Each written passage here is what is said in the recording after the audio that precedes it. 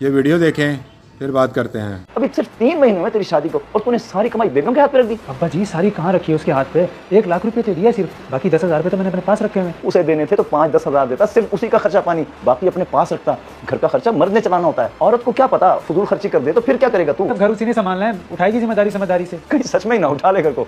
तेरी मसरूफियत बढ़ गई थी तो तू मुझे दे देता। अच्छा अब समझा, आप चाहते हैं कि मैं पैसे आपके हाथ पे रखता रहूं, ससुर बने रहें, सास बनने की कोशिश ना करें। जेब नहीं देता आप। आज की औरत समझदार और पढ़ी लिखी है, आप सुकून से बैठें। मैंने जो भी किया ना बिल्कुल सही किया।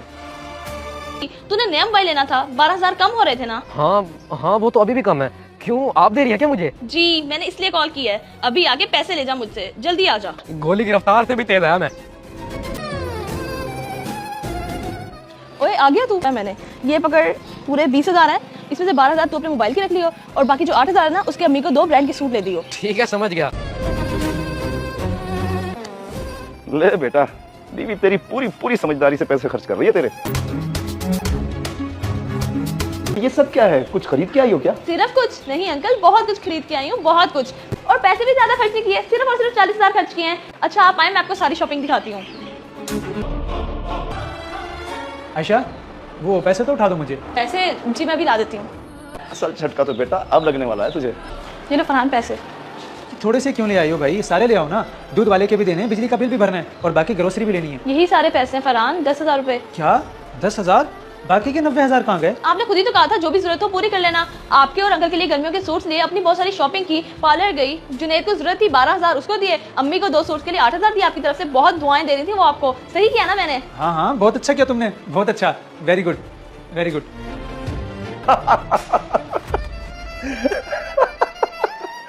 आपका हंसना बनता है अब्बा जी। जब मैंने तुझे समझाया था उस वक्त तो तेरी समझ में कुछ भी ना आई। जितनी समझदारी से तेरी बेगम ने पैसे खर्च किए ना, मैं सब चुपचाप देखता रह गया। तो अब्बा जी आपने उसे रोका क्यों नहीं, या फिर मुझे ही बता देते। 1 हफ्ते में 90,000 रुपये खर्च कर दिए उसने और आप चुपचाप सब देखते रह गए। मैं बाहर मसरूफ रहता हूँ, कहीं मुझसे खर्च ना हो जाए, इसलिए इसके पास रखवा दिए कि बचत हो जाएगी।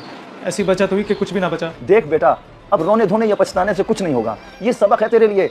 मर्द को हमेशा पैसा अपने हाथ में रखना चाहिए, औरत के हाथ में नहीं। बल्कि उसको तो बताना ही नहीं चाहिए कि तुम कितना कमा रहे हो। जिस दिन बता दिया या पैसे उसके हाथ पे रख दिए तो फिर कम अकल औरत ऐसे ही फजूल खर्ची शुरू करती है जैसे तेरी बेगम ने की। तुझे तो ये चाहिए था कि तू उसे सिर्फ उतने पैसे देता जितनी उसकी जरूरत थी, या फिर जो महाना जेब खर्च था वो। अभी उसके अंदर इतनी अकल नहीं थी कि वो पैसे को संभाल के रखे, और तूने सारे पैसे उसके हाथ पे रख दिए और ये भी कह दिया कि जो भी जरूरत हो पूरी कर लेना। तो बस पूरी कर ली उसने अपनी जरूरत। जी बस भी करें, एक बार गलती हो जाने से बंदा बेवकूफ़ नहीं हो जाता। अब से सारा खर्चा मैं खुद किया करूंगा, उसे सिर्फ जेब खर्ची दिया करूंगा। एक काम तूने अकलमंदी का किया है, ना बीवी से लड़ा है ना ही उसे डांटा है। चल अब ऐसा कर, तू दूध वाले के पैसे तो दे, बिल मैं खुद भर दूंगा। ठीक है जी सर, क्या चाहिए आपको? तुम ऐसा करो, 2 किलो चावल दे दो, 1 किलो घी दे दो, किलो चीनी दे दो, 1 डिब्बी चाय की दे दो और सर्फ दे दो। बहुत है या और बताऊं? लाइन सर, पर्ची देते हैं।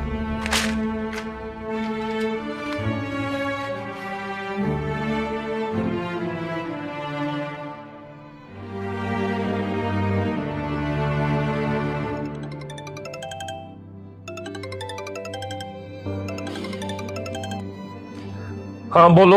शेरी एसी नहीं चल रहा। चलो, एक खर्चा खत्म नहीं होता, दूसरा खर्चा सर पे चढ़ जाता।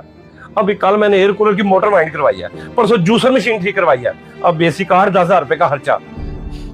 अच्छा यार, मैं घर आके देखता हूँ।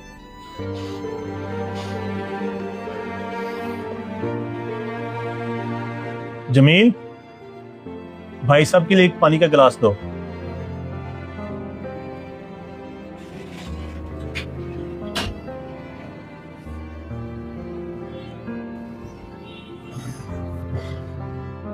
ये ले भाई साहब, पानी पिए पिए पिए।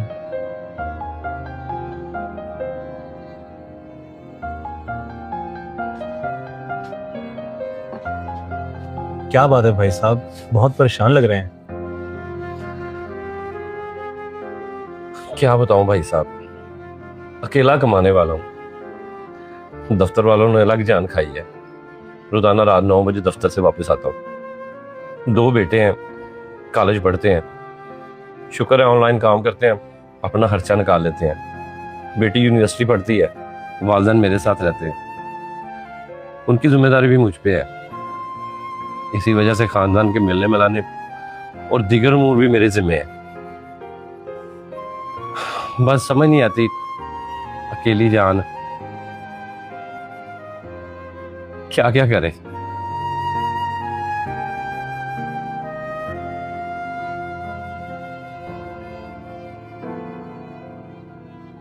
$700। ये लो भाई साहब।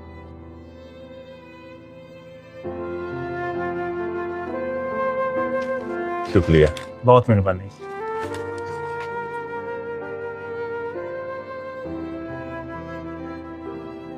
कोई इंसान फितरतन बदमजाज नहीं होता। हालात और जिम्मेदारियों का बोझ उसे तल्ख बना देता है। किसी को जज करने के बजाय हमदर्दी दिखाएं, क्योंकि अक्सर एक बदमजाज चेहरे के पीछे एक थका हुआ और मजबूर इंसान छुपा होता है। मैं कहता हूँ सीधी तरह मेरा पर्स वापस कर दो, वरना अभी तुम्हारे मैनेजर को फोन करके तुम्हें नौकरी से फारिग करा दूंगा। सर यकीन करें, मैं चोर नहीं हूँ, मैं तो ऐसा सोच भी नहीं सकती। मेरे बच्चे और मेरे रोजी का सवाल है। सर प्लीज ऐसा ना कीजिए सर, आपको खुदा का वास्ता ऐसा ना कीजिए। हाँ भाई क्या बात है मैडम, अगर कोई मसला है तो मुझे बताएं। ले लो। चलो चले फिर। दादी किसी का पैसा गिरा हुआ है। ओहो, पता नहीं ये पर्स किसका यहाँ रह गया। बेटा तुमने बहुत अच्छा किया, मुझे दे दिया। आप आज चलते हैं काउंटर पे, वहाँ जमा करा देते हैं, जिसका होगा वो आके ले जाएगा। आ जाए चले। मैं बताता हूँ आपको, मैं हमेशा यहाँ पर शॉपिंग करने आता हूँ। आज मेरे साथ अजीब वाकया हुआ। मैंने यहाँ पर पर्स रखा और इन्होंने पर्स चुरा लिया और फिर मान भी नहीं रही कि मुझसे गलती हो गई। सर आप बिना किसी सबूत के हमारे स्टाफ पर इल्जाम नहीं लगा सकते। सर अगर आपको फिर भी शक है तो आप मेरे साथ चले, मैं आपको सीसीटीवी फुटेज दिखाता हूँ। हाँ हाँ दिखाएं, कहाँ है फुटेज?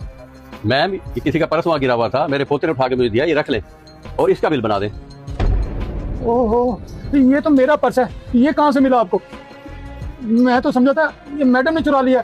देखा सर, आपने अपनी गलती की वजह से हमारे स्टाफ की ईमानदार लड़की पर चोरी का इल्जाम लगाकर सबके सामने बेइज्जत कर दिया। आपको शर्म आनी चाहिए। अच्छा तो वायलेट आपका है, इसलिए शॉपिंग मॉल में सबसे ज्यादा शोर आपका था। अब मैडम से आप माफी मांगे और अपनी चीजों की हिफाजत खुद क्या करें। बेटा मुझे माफ कर दे, मैंने बिना सोचे समझे आप पर इल्जाम लगा दिया। गलती मेरी थी, आप मेरी बेटियों की जगह, मुझे माफ कर दो। नहीं सर ऐसा ना कीजिए, प्लीज ऐसा ना कीजिए, हाथ ना बांधे, मुझे शर्मिंदा मत कीजिए। बहुत शुक्रिया बेटा। रात हो गई, अभी तक अब्बा जी घर नहीं है, मुझे तो बहुत परेशानी हो रही है। हाँ परेशानी तो मुझे भी बहुत हो रही है, पता नहीं कहाँ चले गए वो। शुगर तो उनको पहले भी थी और अब उनको भूलने की बीमारी भी लग गई है। मैं तो कहता हूँ बाहर चले, अब्बा जी को ढूंढने की कोशिश करते हैं। मेरे भाई इतना बड़ा शहर है, कहाँ कहाँ ढूंढेंगे उनको?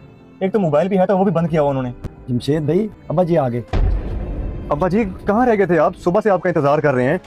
बेटा तुम दोनों सही कहते थे, मुझे अकेला नहीं जाना चाहिए था। आज मुझे बहुत बड़ी सजा मिली है अकेले जाने की। भैया क्या हुआ इनको, बताए ना कुछ मुझे। जरा धीमे लहजे से बात करो, मैं तुम पर इल्जाम नहीं लगा रहा, मुझे पूरा यकीन है मेरा पर्स आपने उठाया। सर मैं एक शरीफ घराने से हूँ और मैं खुद शरीफ लड़की हूँ। मैं यहाँ पे रिस्क हलाल कमाने आती हूँ, आप मुझ पे गलत तोहमत न लगाएं। आप अपना पर्स कहीं और भूल आए होंगे। सर अगर आपको फिर भी शक है तो आप मेरे साथ चले, मैं आपको सीसीटीवी फुटेज दिखाता हूँ। मैम ये किसी का पर्स वहाँ गिरा हुआ था, मेरे पोते ने उठा के मुझे दिया, ये रख ले और इसका बिल बना दें। बेटा मुझे माफ कर दे, मैंने बिना सोचे समझे आप पर इल्जाम लगा दिया। गलती मेरी थी, तो ये हुआ मेरे साथ। मैंने आज से तौबा कर लिया कि अब मैं घर से बाहर अकेले नहीं जाऊंगा। मैं तुम दोनों से भी शर्मिंदा हूँ। ओहो ये तो बहुत बुरा हुआ अब्बा जी आपके साथ। खैर आप परेशान ना हो, जो होना था हो गया। मैं हमेशा आपको कहता था कि जब भी घर से बाहर निकलें किसी न किसी फर्द को ले जाया करें, मगर आप तो किसी की सुनते ही नहीं है। चले आप परेशान ना हो, लेकिन आइंदा के बाद एहतियात कीजिएगा अब्बा। इस वीडियो को देखकर आपकी क्या राय है कमेंट्स बॉक्स में मुझे बताएं। जज़ाकल्लाह।